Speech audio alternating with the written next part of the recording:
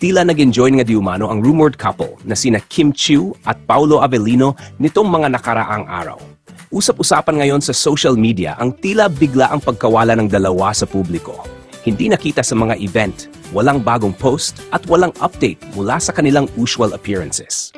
Kaya naman, hindi naiwasang mag-isip ng fans na magkasama nga sila sa isang pribadong bakasyon. May chismis na nagsasabing nasa Cebu raw ang dalawa at nag-beach getaway umano para sa birthday celebration ni Paolo Avellino. Tahimik man ang kanilang social media, may mga nagsasabing may mga nakakita raw sa kanila sa isang beach resort. Sweet at relaxed ang dalawa, tila sinasamantala ang quality time para sa isa't isa. Sa kabilang banda, isang kwento rin ang kumakalat na dinala raw di umano ni Paolo si Kim sa Baguio upang ipakilala sa kanyang pamilya. Matagal na ring inaabangan ng mga fans ang posibleng level up sa relasyon ng dalawa. At kung totoo man ang balitang ito, tila mas lumalalim pa ang koneksyon nila sa isa't isa.